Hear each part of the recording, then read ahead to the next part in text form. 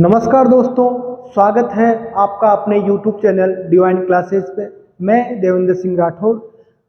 हम अभी आपके लिए सीरीज चला रहे हैं जिसमें हम LDC के लिए पुराने पेपरों को सोल्व करवा रहे हैं। अभी तक हमने 6 वीडियो अपलोड कर चुके हैं। आज ही हमारा 7वां लेक्चर है और अभी तक आप लोगों का रेस्पॉन्स भी काफ़ी अच्छा रहा है। तो आगे भी हम ये ध्यान रखेंगे कि आपकी जो भी डिमांड होगी उसमें हिसाब से हम लगातार सुधार करेंगे और आपकी जो आकांक्षाएं हैं उन पे हम खरे उतरेंगे।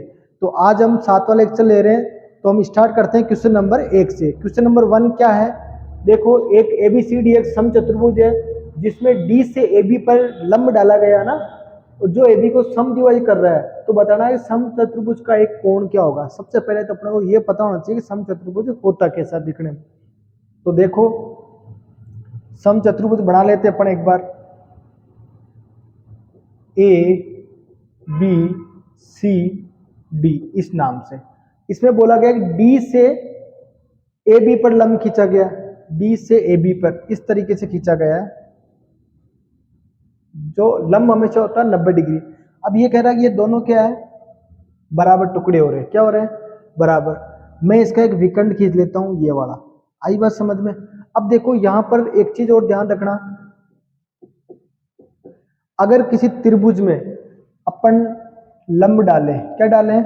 लंब डालें इस तरीके से। अगर वो दोनों बराबर टुकड़े हो रहे हैं, क्या हो रहे हैं? बराबर टुकड़े हो रहे हैं। इसका मतलब ये दोनों साइड क्या होगी? बराबर होगी। क्या होगी? बराबर होगी। इसका मतलब ये मैं नाम ले लूं D, ये ले लिया मैंने A, ये ले लिया मैंने B, और इसको नाम दे दिया इन्होंने, कुछ भी नाम दे दो E। तो अपने देखो, जो AD किसके बराबर होगी? DB के बराबर। मतलब AD और DB दोनों क्या होगी? बराबर। तो ये भी क्या हो जाएगी? बराबर। अब यहां से देखो, ये दोनों भुजाएं बराबर है और ये दोनों बराबर है। इसका मतलब ये तीनों कोण क्या होंगे? बराबर। तो आप कह सकते हो ट्राइंगल AED समबाहु है। क्या है? समबाहु त्रिभुज है AED।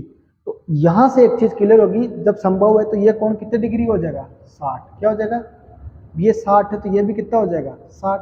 क्योंकि इसमें एक चीज होता है, आमने सामने कोण इक्वल होते हैं। क्या होते हैं? आमने सामने कोण इक्वल है। अब देखो, ये 60-60 के होंगे तो ये दोनों कितने कितने? 120 है, 120 के हो जाएंगे। तो इसका मतलब कोण हो जाएंगे 60 60 120 और 120।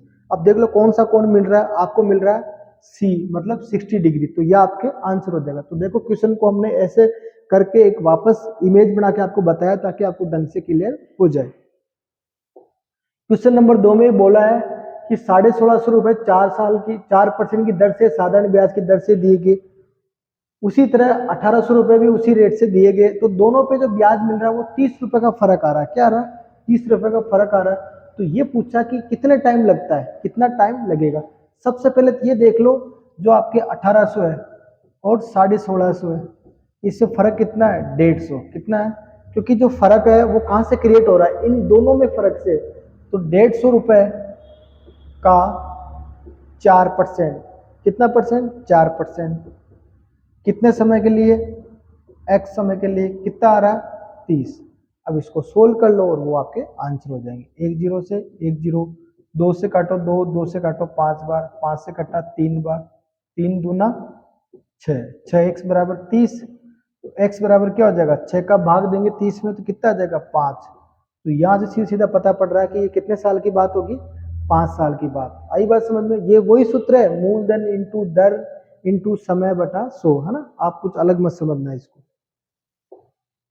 आगे बोला कि एक वर्ग का क्षेत्रफल 16 है। इसकी भुजाओं के मध्य बिंदु को क्रम से मिलाने पर बने वर्ग का क्षेत्रफल क्या होगा? तो यूं देखो, एक वर्ग है इस तरीके से, नाम है इसका ABCD। इसकी मध्य बिंदुओं को, कौन सा को? इनको मिला दो इस तरीके से, DEFG। पूछा कि जो इसका जो क्षेत्रफल होगा वो कितना होगा इसका। अब देखो, पूरे का है 16, 16 मतलब ये भुजाएं कितनी होगी? 4 4। तो ये 4 है, ये भी 4, तो इसका मतलब ये 2, ये भी 2, है ना। 2 2 ऐसे हो जाएगा ना। अब देखो, वर्ग में प्रत्येक कोण कितना होता है? 90 डिग्री होता है। तो यहां से एक चीज क्लियर हो जाएगी आपके, क्या क्लियर होगा? अगर ये भी 2 है, ये भी 2 है, तो इसकी साइड हो जाएगी 2√2। कितनी हो जाएगी? 2√2। क्यों? वर्ग जो होता है उसका विकर्ण जो होता है हमेशा उसका रूट टाइम होता है। कितने टाइम होता है? √2। अगर ये 1 है तो 1√2, दोनों 5 है तो 5√2। अब पूछे कि इसका एरिया बताओ। वर्ग का क्षेत्रफल बराबर क्या होता है? भुजा स्क्वायर, 2√2 का स्क्वायर। अब देखो 2 का स्क्वायर तो कितना हो जाएगा? 4, √2 का स्क्वायर 2, तो 4 दूना 8 सेंटीमीटर स्क्वायर। या मैं यूं कहूं, जो पहले जो था उसका आधा हो जाएगा। क्या हो जाएगा? आधा। तो क्या हो जाएगा आपके? Option number A. ये भी देखो आसान क्वेश्चन है। क्वेश्चन नंबर 3 बोला है कि त्रिभुज की सभी भुजाओं के मध्य बिंदु को मिलाने पर प्राप्त चारों त्रिभुज सर्वांगसम होंगे यदि दिया गया त्रिभुज कौन सा है? तो देखो इसका पहले एक डायग्राम बना लेते हैं अपन। A B C. अब ये कह रहा मध्य बिंदु, मध्य बिंदु जैसे इसका ये ले लिया, इसका ये ले लिया, इसका ये ले लिया, इनको मिला दो ऐसे। अब देखो इसको मिलाने पे त्रिभुज बन रहे 4, 1 2 3 और 4। चारों कह रहे हैं समान है। क्या है? समान है। इसका मतलब इनकी भुजाएं भी समान होनी चाहिए। तो ये भुजा इसके बराबर, ये भुजा इसके बराबर, ये भुजा इसके बराबर, तो ये दो, ये इसकी आधी हो जाएगी। इसका मतलब सारे भुजा सर्वांगसम है। कब है? ये तीनों भुजाएं क्या होनी चाहिए? बराबर होनी चाहिए। ऐसा त्रिभुज जिसकी तीनों भुजाएं बराबर हो उसको हम बोलते हैं समबाहु त्रिभुज। क्या बोलते हैं? समबाहु। तो कौन सा हो जाएगा? ये हो जाएगा ऑप्शन नंबर बी। अब देखो आगे बोला आपको 704969 का वर्गमूल है। अब देखो इस क्वेश्चन के करने कई तरीके हो सकते हैं। अपन इसको अलग तरीके से करेंगे। ये देखो 70 से कम है। 70 का स्क्वायर कितना होता है? 70 इंटू 70 कितना होता है? सॉरी, घनमूल बोला है। 70 का कितना होता है? 3 4 3 1 2 3। ये तो हो नहीं सकता। ये 90 के लमसम है। 90 का कितना होता है? 7 2 9 1 2 3। ये 100 के लमसम है, तो इसका कितना हो जाएगा? 100 में कितने जीरो? 2 जीरो, 2 3 4 5 6। और ये 80 के लमसम है। किसके लमसम? 80 का होता है 512 1 2 3। अब देखो किसके लगभग आंसर आ रहे? 89 के। तो आपके ऑप्शन सी 89 राइट हो जाएगा। अब देखो आपको बोला कि एक वृत्त के व्यास के बिंदु दे रखे हैं तो इसका केंद्र और त्रिज्या बताना। अब देखो पहले एक डायग्राम बना लेते हैं अपन, क्या कहना चाह रहे हैं इसमें। ये अपन ने एक व्यास ले लिया, ये इसका क्या केंद्र है? ये बिंदु ए, ये बिंदु बी। ठीक है, ये लिया आपके 7, -1 और ये बिंदु लिया आपके 5, 3। क्या लिया? अब देखो जो केंद्र होता है दोनों तरफ से बीचों बीच होता है। क्या होता है? दोनों तरफ से बीचों बीच मतलब मध्य बिंदु। मध्य बिंदु क्या कैसे निकालते हैं? दोनों को जोड़ो, 2 का भाग, 7 और 5 12, 12 में 2 का भाग जाएगा 6 बार। कितनी बार जाएगा? इसी तरह 5 -1 मतलब 4, 4 में 2 का भाग जाएगा 3 बार। 5 -1 सॉरी यहाँ पर 3 है आपके, 3 -1 2, 2 बार, 2 में भाग जाएगा 1 बार। तो आपके त्रिज्या होनी चाहिए, सॉरी केंद्र होना चाहिए 6,1। 6,1 किस में आ रहा है? शुरू के 2 ऑप्शन में। तो ये 2 तो क्या हो गया? रॉन्ग। अब बात बची इन दोनों की। अब ये बोला कि त्रिज्या बताओ। क्या बताओ? त्रिज्या। त्रिज्या क्या? एक तरह की दूरी होगी। तो दूरी सूत्र लगाएंगे, 6 - 5, 6 - 5 का स्क्वायर प्लस 1 - 3, 1 - 3 का स्क्वायर। 6 में से 5 के 1, 1 का स्क्वायर 1, 1 में से 3 घटाओ, 3 में से घटाओ, बचे माइनस के 2, -2 का स्क्वायर 4, 4 रे कितना हो गया? √5। √5 देखो किस में आ रहा है? ऑप्शन नंबर 1 में। ये बैठ गया है ना, ये गलत हो गया। इस प्रकार से इसको सोल्व करना होता है। अब देखो आगे बोला है आपको दो कोण है ए ओ सी, ए ओ सी और बोला है बी ओ डी। इसको मान लो x, इसको मान लो y, इसको मान लो आप z। आपको पता है कि तीनों कोणों का योग x + y + z बराबर कितना होता है? 180। अब देखो ये वाला कोण और ये वाला कोण दोनों मिला के 85। ये दोनों कोण कितना दिया? 85 + y बराबर 180। आपको क्या चाहिए, केवल y चाहिए। क्या चाहिए, y। तो 180 में से 85 घटा दे अपन, तो 100 में से 5 घटाए तो 95 डिग्री। तो ये आपके आंसर हो जाएंगे। देखो 95 किस में आ रहा है, ऑप्शन नंबर ए। तो ये भी देखो आसान सा क्वेश्चन है। आगे देखो, दो बिंदुओं ए और बी को मिलाने वाले रेखाखंड को 2:5 के अनुपात में विभाजित करने वाला बिंदु बताना है। तो देखो कैसे सोल्व करेंगे। सबसे पहले अपन ले लेते हैं बिंदु ए, एक बिंदु है आपके बी। पहला बिंदु है आपके 4,-5, दूसरा बिंदु है आपके 6,3। बीच में कोई बिंदु है जो 2:3 में, कितने में, 2:5, मतलब यहां कहीं मान लो 2:5, इसको मान लो आप x, y। अब देखो इसका x की y की वैल्यू कैसे निकालते हैं, उसका एक तरीका होता है। x बराबर, देखो 4 को तो गुणा करेंगे 5 से, 4 × 5, और 6 को गुणा करेंगे 2 से, प्लस 6 × 2 बटा दोनों को जोड़ के 2 + 5। x बराबर 4 पंजो 20 प्लस 12/7। तो x बराबर कितना आ गया, 20 और 12, 32/7। अब देखो पहला में 32/7 किस में आ रहा है, केवल एक ऑप्शन में आ रहा है, बाकी 3 में नहीं आ रहा। तो ये आपका आंसर हो जाएगा। अगर आप इसका y भी निकालना चाहो इसी तरीके से, y बराबर देखो -5 को गुणा करेंगे 5 से, -5 × 5, प्लस 2 को गुणा करेंगे 3 से, 2 × 3 बटा 2 + 5। y बराबर 5 × 5 हो जाएगा आपके पास -25 प्लस 6/7। y बराबर 25 में से 6 गए तो -19/7। अब देख लो -19/7 इसी में आ रहे हैं, तो ये भी आपके आंसर हो जाएगा ना। इसी तरह देखो अगला क्वेश्चन है, एक वृत्त की त्रिज्या में 6% की वृद्धि होती है तो वृत्त के क्षेत्रफल में क्या वृद्धि होगी। इसका सीधा याद रख लो आप, 6 + 6 + 6 × 6/100। 6 से कितना हो गया 12, 6 × 36, 36 में 2 अंकों से डिवाइड करेंगे तो 0.36, तो ये आ जाएगा 12.36%। कितना फर्क आ जाएगा, 12.36। तो ऑप्शन कौन सा हो जाएगा, बी हो जाएगा। अब देखो ये जो वैल्यू दे रखी है, बताओ पूछा है कि x का मान क्या होगा। अब इसको देखो कई तरीके से सोल्व कर सकते हैं अपन। सबसे पहले अपना नॉर्मल तरीका होगा, इसका एलसीएम ले लो। क्या ले लो, दोनों का एलसीएम आएगा 6। क्या आएगा 6। यहाँ 3 को इससे गुणा कर दो, 2 को इससे गुणा कर दो। 3 को गुणा करोगे 3x प्लस 3 पंजो 15, प्लस 2 को गुणा करोगे 2x प्लस 2 पंजो 10, 2x माइनस 10 बराबर 25/6। अब देखो इस 6 से ये 6 आराम से कट जाएगा। 3x 2x कितना हो गया 5x, प्लस 15 में से 10 गए तो 5 बराबर 25, 5x बराबर, अब देखो ये 5 इधर जाके घट जाएंगे तो 25 में से 5 गए कितने बचे 20।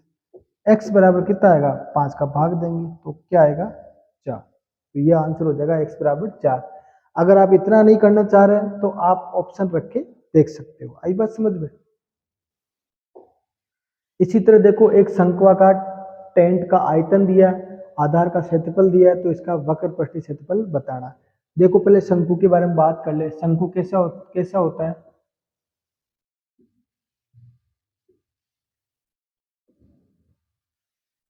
इस टाइप से होता है।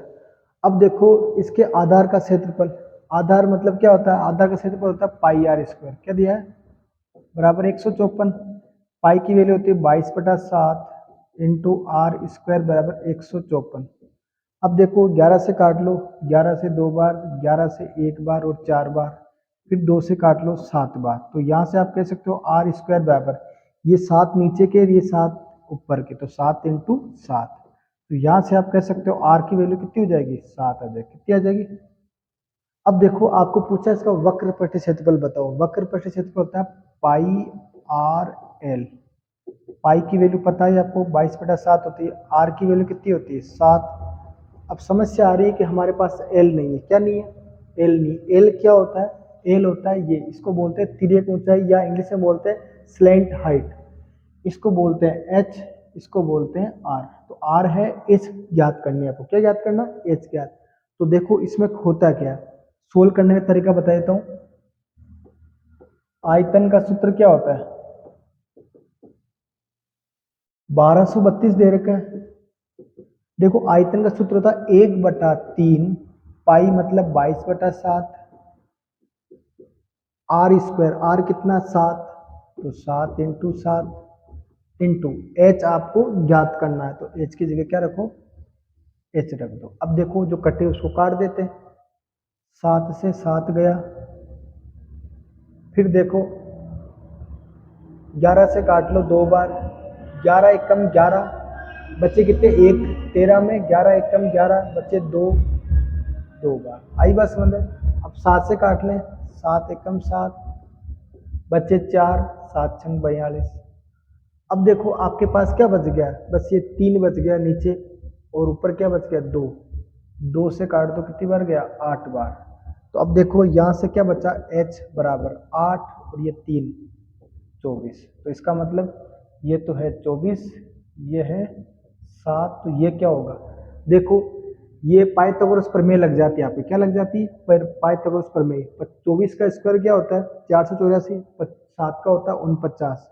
दोनों मिलके, सॉरी 24 का 576 और 7 का 49, दोनों मिलके हो जाएंगे 625। 625 का रूट कितना होता है? 25। अब आपको पूछे वो बता दो, वक्र प्रति क्षेत्रफल पूछा, तो ये लगा दो यहाँ पर 25। 7 से 7 कट गए, 22 को 25 से गुणा करोगे, 22 पंजे 110 के जीरो हासिल के 11, 22 दूनी 44 और 11 55, 550 सेंटीमीटर नहीं है आपके, मीटर स्क्वायर हो जाएगा। क्या हो जाएगा? Metre square. कौन सा ऑप्शन बैठेगा आपके? Option number B. कैलकुलेशन में थोड़ा सा ध्यान रखना, बाकी पूरा गेम फॉर्मूला पे टिका है। आगे देखो, एक समकोण त्रिभुज की 3 भुजाएं यदि समांतर श्रेणी में हो तो वो त्रिभुज कौन सा होगा? अब देखो कभी भी ध्यान रख लो, समकोण त्रिभुज होता है 2 छोटी भुजाओं का स्क्वायर तीसरी बड़ी भुजा के स्क्वायर के बराबर है। 1 का स्क्वायर 1, 2 का स्क्वायर 4, 4 1 5 हो गया। यहाँ 3 का स्क्वायर 9, नहीं बैठेगा। फिर 2 का स्क्वायर 4 प्लस 3 का स्क्वायर 9, 4 का स्क्वायर 16, 4 9 16 नहीं होते। फिर 4 का हो जाएगा 16 प्लस 5 का 25, फिर 6 का 36। 16 और 25 36 से ज़्यादा हो जाएंगे, तो ये भी नहीं बैठेगा। तो आपके पास 3 ऑप्शन कट के ये बैठेगा। 3 का 9 होता है, 4 का 16 होता है, 5 का 25। 16 9 कितना होता है? 25। तो ये देखो ट्रिपलेट है एक तरह के, जो आपको पता हो जाएंगे इस तरीके से। अब देखो आपको सिंपल सा क्वेश्चन दिया है कि एक वस्तु का विक्रय मूल्य 1840 है, यदि बट्टा 8% है तो वस्तु का अंकित मूल्य बताओ। अब देखो यूं सोच लो, 2 मूल्य होते हैं आपके पास यहाँ के हिसाब से, एक तो अंकित मूल्य और एक होना चाहिए विक्रय मूल्य। अगर किसी वस्तु पे 100 रुपये लिखे हुए, कितने रुपए लिखे हुए? बट्टा दे रहे हैं 8%, कितने परसेंट का? 8%। तो वो कितने में बिकेगी? 92 की। कितने की बिकेगी? 92 की। ये दिया आपको 1840, ये किसके बराबर दिया? 1840। और ये आपसे पूछा, अब आप आराम से निकाल सकते हो। कैसे? 92 की वैल्यू 1840, एक की वैल्यू बटा 92। 1840 पूछे तो, सॉरी क्या पूछे? 100, तो 100 के लिए इंटू 100 कर लो।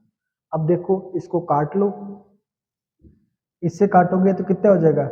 ये कटेगा सीधा सीधा 2 बार। कितनी बार कट रहा है? 2 बार। और 0, 20 को 100 से गुणा करेंगे तो 2 1 2 3 ऐसे हो जाएगा। आई बात समझ में? अगर आप ऑप्शन से करते हो, किससे करते हो? ऑप्शन से। 2000 का 1% होता है 20, 8% होता है 160, तो 2000 में से 160 घटाओगे तो 1840 ही आ रहा है। तो पहला ऑप्शन से भी आप ऐसे ऑप्शन से भी कर सकते हो। अब देखो आपको बोला है कि 3589 का वर्ग बताओ। क्या बताओ? 3589 का वर्ग बताओ। अब देखो इसमें यही तरीका होता है कि इसको अपन गुणा कैसे करें। 3589 को 3589 से गुणा करें, तो इसमें कोई एक लॉजिक देखते हैं अपन कि जल्दी कैसे हो जाए। अब देखो ये देखता हूं मैं, 3589 मतलब ये हो जाएगा, लगभग लगभग 3600 से कम होना चाहिए। अब देखो यहाँ पर इनके अंकों का योग देख लेते हैं, 5 3 8 8 16, 16 9 कितने हो गए, 16 9 हो गए 25, 25 का मतलब हो गए 7। अब देखो 7 का वर्ग स्क्वायर कितना होता है, 49, मतलब 13 बराबर 4। ऐसी कौन सी है जिसके अंकों का योग कितना आ रहा है, 4 आ रहा है। तो देखो कैसे होते हैं, 2 और 1 3, 3 और 1 4, 4 2 6, 6 8 14, 14 9 23, 23 का कितना हो गया 5, ये तो नहीं बैठेगा। इसी तरह यहाँ देखो 2 और 1 3, 2 और 1 3, 3 3 6, 6 और 8 14, 14 और 8 22, 22 9 31, 31 का हो गया ये 4। अब देखो और देखते हैं अपन आगे, 12880921, यहाँ देखो 2 और 1 3, 2 और 1 3, फिर ये इसमें भी आ रहा है 4, और फिर इसमें देखें इसमें भी आ रहा है 4। अब देखो इन तीनों में से ऑप्शन कौन सा बैठेगा। अब यहाँ पर देखो अपन एक काम कर सकते हैं, देखो ये एक ऑप्शन तो रिजेक्ट हो गया, अब बचे 3 ऑप्शन, इसमें 921 है, इसमें 021 है, और इसमें 921 है। तो अब इसमें से देखा जाए तो अगर आप इनको थोड़ा सा लॉजिक निकालते हो, क्योंकि ये 36 का वर्ग कितना होता है, 36 36 कितना हो जाएगा आपके, देखो 35 का तो स्क्वायर होता है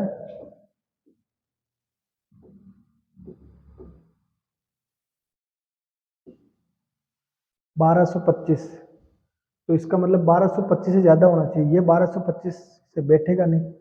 अब बच गया आपके पास 2 ऑप्शन। अब इन 2 में से मेरे हिसाब से एक इसमें एक लॉजिक होता है, वो आप लगा सकते हो, जिसको डिजिट सम बोलते हैं, उसके हिसाब से आप ले सकते हो 0921 होना चाहिए, तो आपके ऑप्शन नंबर डी हो जाएगा। वो कैसे होगा, इसमें या तो लास्ट के 2 डिजिट को आप गुना करके देख लो, केवल कितने डिजिट को, 2 डिजिट को, उसके हिसाब से आपके 0921 होना चाहिए। तो यहाँ पर होगा 9201, तो 9021, तो इसका आधार पे आप इसको चेक कर सकते हो। अब देखो ये समकोण सॉरी समलंब चतुर्भुज है, पूछा है कि बताओ चारों में से कौन सा स्टेटमेंट राइट होता है। अब देखो यहाँ पर चाहे आपके त्रिभुज हो चाहे आपके समलंब हो, एक थ्योरम लगता है, मैं बता दूं कि इन दोनों में जो रेशियो होता है वो का वो रेशियो किसमें होना चाहिए, इन दोनों में, मतलब एस यू और यूपी में जो अनुपात है वो का वो अनुपात किसमें होना चाहिए, r v upon b q. देखो यहाँ देखो एस यू के नीचे क्या आ रहा है, यूपी आ रहा है, आर वी का आ रहा है ऊपर, और वी क्यू क्या आ रहा है नीचे। ये ऑप्शन में बैठ रहा है, या मैं यू कहूँ, इनको यूं ले जाऊं, S U dot we Q बराबर आर वी डॉट यूपी। अब देखो ऐसा किस में आ रहा है, एस यू के साथ वी क्यू होना चाहिए, एस यू के साथ होना चाहिए वी क्यू। अब देखो यहाँ एस, यहाँ नीचे क्या होना चाहिए, एस यू के नीचे वीपी होना चाहिए, तो ये भी गलत। फिर एस यू के नीचे आरवी, आरवी को अगर मैं नीचे भेजूँ तो यूपी का आना चाहिए ऊपर वी क्यू, ये भी बैठ रहा है अपने, केवल एक ही बात बैठेगी, बाकी ऑटोमेटिक क्या हो जाएंगे, गलत हो जाएंगे। तो ये आपको ध्यान रखना है, एस इसको केवल इंटरचेंज कराए ना, इसको यहाँ लगे इसको यहाँ लगे। अब इधर देखो S U we Q, S U के साथ वी क्यू होना चाहिए, जबकि यहाँ पे क्या है बीपी है, तो ये भी गलत हो गया। फिर एस यू के साथ आरवी, ये भी गलत हो गया। इस प्रकार से केवल आपके ये थ्योरम याद रख लो, इन दोनों में जो रेशियो है वो को वो रेशियो किन दोनों में होना चाहिए, इन दोनों में होना चाहिए। आगे देखो ये अंक तालिका दे रखी है आपको आबादी की, पूछा है कि औसत दशक वृद्धि बताओ। अब देखो यहाँ 20 से 21 हुआ, कितना हुआ, फर्स्ट में कितना हुआ 20 से 21, कितना बटा 1/20 इंटू 100, कितना हो गया 5%। दूसरा केस देख लो 21 से 24, तो कितना बड़ा इंटू 100, 100 में 7 का भाग दोगे तो कितना होगा 14.28%। तीसरा देखो 24 से कितना हो गया 27 हो गया, तो 3 बढ़ गया बटा 24 इंटू 100, 3 से जाएगा 8 बार, 8 का भाग 100 में जाएगा 12.5 बार, है ना। फिर चौथे साल में क्या हो जाएगा, 27 से 30 हो गया तो कितना बचा, 3, 3/27 गुणा 100। तो यहाँ पर भी देखो 3 से कटा 9 बार, 9 का भाग 100 में कितनी बार जाएगा, 11.1111। इसी तरह आप 5वें साल का निकाल लो, 30 से 32, तो 2/30 इंटू 100, 2 का भाग जाएगा 15 बार, फिर 3, 5 से काट लो 3 बार, 5 से काट लो 20। अब 20 में 3 का भाग जाएगा, ये आएगा 6.3 18, फिर बच्चे 2, 20 में 6.66। इसी तरह 5वें का निकाल लो, 32 से 35 बचे कितने, 3, 3/32, 3/32 गुणा 100, 4 से काट लो 25 बार, 4 से काट लो 8 बार, 25 तिया 75/8, आप काटोगे 8 नाम 72 पॉइंट, बचे 3, 30 में 8 तिया 24, बचे 6, 60 में 8 7 56। अब देखो ये कितने हो गए, टोटल 6 हो गए। इनको सबको जोड़ेंगे और कितने बन रहे हैं, 1 2 3 4 5 6, इनका भाग देंगे तो लगभग 9.8 के लमसम आएगा। ये कैलकुलेशन आप खुद कर लेना। इनको सबको जोड़ोगे और किसका भाग लगा दो, 6 का, किसका लगा दो, 6 का, तो आपको इनको औसत आ जाएगा। क्या आ जाएगा इनका औसत। अब देखो आगे बोला 105 105 105। अब देखो इसको सोल्व कैसे करना है।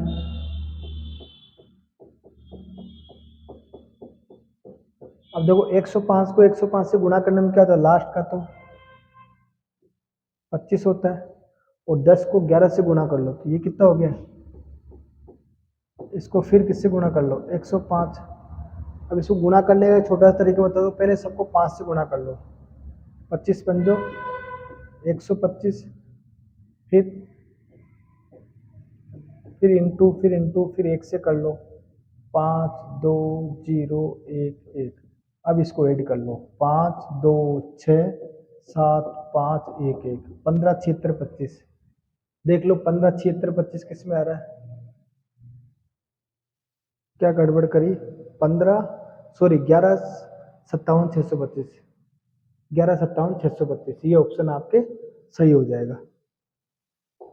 आगे देखो, एक घनाकार पानी की टंकी का प्रत्येक बाहरी किनारा 180 सेंटीमीटर है। देखो घन है, घन में क्या होता है, भुजा, क्या होती है, भुजा दी आपको 180 सेमी है ना।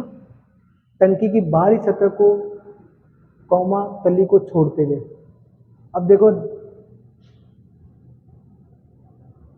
The outer surface of tank including the base of square tiles.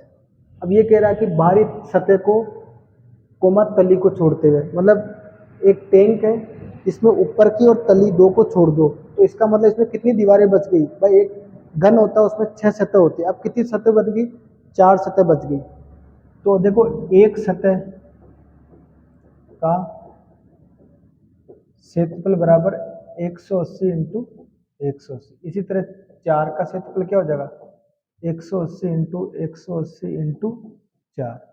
ये तो आएगा जहां पर अपने को टाइल लगानी, मतलब समझ लो उसके चारों दीवारों पे क्या लगानी है आपको, टाइल लगानी। तो टैंक है पानी का बड़ा सा, है ना, इसमें साफ साफ कहा बाहरी सतह को और तली को छोड़ते हुए। अब इसमें ढकने के लिए लगानी है ना। अब आपको बोला कि ये तो है 30-30 सेंटीमीटर की टाइल, कितने कितने की, 30-30, तो इसका मैं डिवाइड कर दूं, 30 इंटू 30, काट लो 2 0 से 2 0, 9 से जाएगा 2 बार। अब देखो 18 दूना 36, 36 का 4 से गुणा करोगे कितना को, 36, 72 दूना 144। 1 मिनट, एक अपने को यहाँ पर एक चीज अपलोड कर लेनी है कि 5 रखना है यहाँ पर, क्योंकि इसने केवल तली तली को छोड़ा है, ऊपर को नहीं छोड़ा है ना, 5 लेनी है। तो फिर 18 दूना 36, 36 पंजो कितने हो जाएंगे, 180, मतलब 180 टाइल लगेगी। कितनी लगेगी, क्या करना है, पहले एक सतह का निकालो, 80 इंटू 80, वैसी कितनी सतह है, 5 सतह है, क्योंकि पेंदे को नहीं लगा लेंगे, ऊपर टैंक के ऊपर तो लगाएगा। तो 100 इंटू 180 गुना 5, नीचे 30 इंटू 30 से डिवाइड कर देंगे। आगे देखो, एक आयत की प्रत्येक भुजा में 20% की वृद्धि हो रही है, तो बताओ क्षेत्रफल में कितनी वृद्धि, इसका एक क्वेश्चन आया था अभी, उसका डिटो क्वेश्चन है 20 प्लस 20 प्लस 20 गुणा 20 बटा 100। अब देखो दोनों जीरो कट गए, 20 और 20, 2 इंटू 2 4, कितना जगह 44%, कितना लग जाएगा 44%, ऑप्शन नंबर डी। ये भी देखो प्यारा क्वेश्चन है, सिंपल सा। अब देखो ये पूछा 5005 के अभाज्य गुणनखंड बताओ। अब ये तो पता है 5005 में 5 का भाग जा रहा है, 5 तो सारे ऑप्शन में आ रहा है। फिर 3 का भाग जाता है 5 5 10 में, तो 3 का नहीं जाएगा, तो पहला ऑप्शन तो कट गया। अब देखो, अब 7 का देख रहे, 7 का भाग जाता नहीं जाता। अब देखो अगर मैं 5 को कॉमन ले लूं, 5 का भाग दूंगा तो 1001 हो जाएगा, क्या जगह 1001। अब इसमें एक चीज बता देता हूं मैं, वो याद रखने की है, इनके टुकड़े 7 इंटू 11 इंटू 13, ये याद रख लो। इसी तरह 111 के जो टुकड़े होते हैं 3 इंटू 37 होते हैं। ऐसे 143 के टुकड़े होते हैं 11 इंटू 13 होते हैं। ये कुछ एक चीज़ें याद कर लो, तो 5 7 11 13, 5 7 11 13 केवल इसी में आ रहा है ना, तो ये ऑप्शन आपके राइट हो जाएगा, ये ध्यान रख लेना ना। आगे देखो, ये जो क्वेश्चन बताया इसके गुणनखंड बताओ, क्या बताओ गुणनखंड बताओ। अब देखो इसमें एक सोचने की चीज़ है जो बताते हैं अपन। देखो यहाँ x है माइनस का, ईश्वर करने पे x किसका हो जाएगा प्लस का, और यहाँ x किसका प्लस का, प्लस प्लस प्लस ही होगा। लेकिन यहाँ x की पावर 6 के साथ क्या चाहिए माइनस, तो ये ऑप्शन आपके नहीं बैठेगा। यहाँ देखो x माइनस का, इसकी पावर 3 करेंगे ये आएगा माइनस का, और यहाँ x किसका प्लस का, इसकी पावर 3 करेंगे ये प्लस का, तो प्लस माइनस माइनस ये हो सकता है। यहाँ देखो माइनस का x है, इसकी घात 4 करूंगा तो घात सम है तो x हो जाएगा प्लस का, और यहाँ किसका प्लस का, स्क्वायर करने पे तो प्लस प्लस प्लस, जबकि मेरे को चाहिए यहाँ पर माइनस, तो ये ऑप्शन नहीं बैठेगा मेरे। यहाँ देखो, यहाँ x प्लस का, यहाँ पर भी x प्लस का, अब प्लस की चीज़ कितनी घात करो तो ये x प्लस प्लस प्लस ही रहेगा, तो ये भी ऑप्शन नहीं बैठेगा। तो ये देखो एक शानदार सा तरीका है, ऐसे आप क्वेश्चन करोगे तो निश्चित ही आपको बहुत कम टाइम लगेगा। क्या अप्रोच थी अपनी जो मैंने बताई है।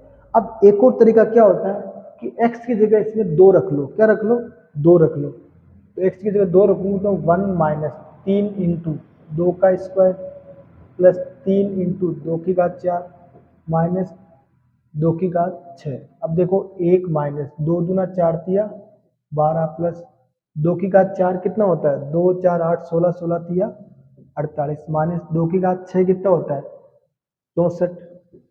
अब देखो इनको सोल्व करते हैं अपन, क्या करते हैं सोल्व करते हैं। पहले माइनस माइनस को एक साथ ले लो, 64 और 12 कितने होते हैं, ये तो हो गए 49, 64 में 10 जोड़ लो 74 2 76, 49 में से 76 घटाने आपको, तो देखो 6 में से 9 गए, 16 में से 9 गए तो 7, फिर 6 में से 4 गए तो 2 माइनस के 27 आने चाहिए, क्या आने चाहिए 27। अब देखो मैं इस ऑप्शन में ट्राई करता हूँ एक बार, x की वैल्यू मैंने 2 रखी, क्या रखी थी 2, तो देखो 2 में से 1 गया तो 1 माइनस 1 का क्यूब कितना होता है माइनस 1 का क्यूब इनटू, फिर यहाँ 2 प्लस 1 3, 3 का क्यूब, तो ये तो हो गया माइनस 1 और ये हो गया 27 बराबर क्या जगह माइनस 27।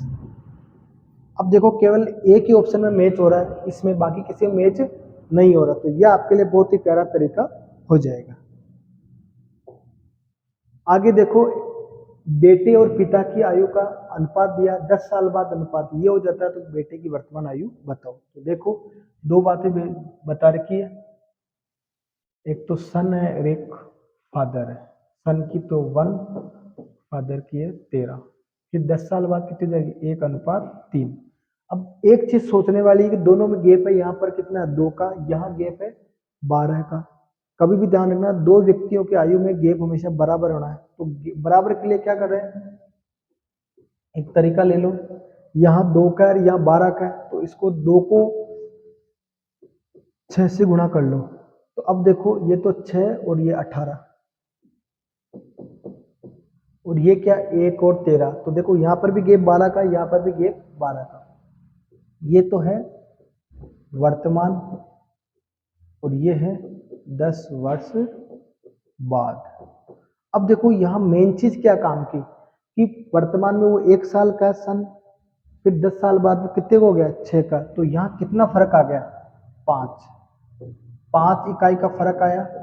और क्वेश्चन के हिसाब से कितना है वो 10 वर्ष, कितना है 10 वर्ष। तो यहाँ से आप एक चीज बता सकते हो कि 1 इकाई कितना हो जाएगा 2 वर्ष, कितना हो जाएगा 2 वर्ष। अब देखो वर्तमान में आपको बोला कि बेटे की आयु, बेटे की आयु कितनी 1 है, तो 1 इकाई कितना है 2 वर्ष, कितना है 2 वर्ष। इसका मतलब इसका पुत्र कितने साल का है 2 साल का, तो 13 दूना 26, मतलब पिता कितने साल के 26 साल के। अब देखो आपको बोल रखा है कौन सा निर्देशांक दूसरे चतुर्थांश में है। अब देखो इसमें एक चीज ध्यान रखनी है आपको कि 4 बिंदु है, द्वितीय चतुर्थांश में क्या होता है, इस जगह अगर कोई बिंदु है तो उसका x तो होता है नेगेटिव में और y क्या होता है पॉजिटिव। अब देख लो ऐसा कौन सा बिंदु आ रहा -x, y, ये नेगेटिव आना चाहिए, पॉजिटिव आना चाहिए, बाकी सब में अलग है। तो यही बात हो जाए क्योंकि ये दूसरे में है, ये चौथे में बन रहा है, ये बताओ किस में आ सकता है, ये आ जाएगा आपके पहले में आ जाएगा, और यही आप लोगे ये आ जाएगी आपके पास तीसरे में। आई बात समझ में। तो इस तरीके से आपको बताना, हमेशा इसी तरीके से बात करना। 1 मिनट ये अपन ने थोड़ा सा, ये चौथे में आएगा सॉरी, और ये आएगा तीसरे में, इस तरीके से आपको बताना होता है। अब देखो अगला क्वेश्चन भी ले ले अपन साथ के साथ। आपको बोला कि एक संख्या का x का तो 48%, x का मतलब इंटू 48% बराबर y का कितना परसेंट है 80%। तो पूछा है कि x और y में अनुपात बताओ। देखो परसेंटेज से परसेंटेज, 8 से 6 बार, 8 से 10 बार, फिर 2 से काट लो 3 बार, 2 से काट लो 5 बार। अब आपको पूछा x और y में अनुपात बताओ, ये हो जाएगा 5:3। कितना हो जाएगा 5:3। तो काटने में सीधा सीधा पता पड़ रहा है 5:3 किस में आ रहा है, इसमें आ रहा है। अब देखो लास्ट क्वेश्चन बचा आपको, 2.2 डेसीमीटर लंबे तार को 0.5 सेंटीमीटर व्यास के एक बेलनाकार तार में खींचा जाता है। तो बताओ इस तार का लंबाई क्या होगी। अब देखो मतलब ये एक घन है, क्या है घन है, तो ये है 2.2 डेसीमीटर क्यूब है ना। हमेशा ध्यान रखो 1 डेसीमीटर बराबर होता है 10 सेंटीमीटर। कितने होते हैं, यहाँ क्यूब है तो क्या करो 2.2 इंटू 10 इंटू 10 इंटू 10 सेंटीमीटर में चेंज हो जाएगा। किसमें हो जाएगा ये सेंटीमीटर। क्यों, क्योंकि डेसीमीटर से मीटर में चेंज, सेंटीमीटर में चेंज करने के लिए किससे गुणा करते हैं 10 से, किससे गुणा करते हैं।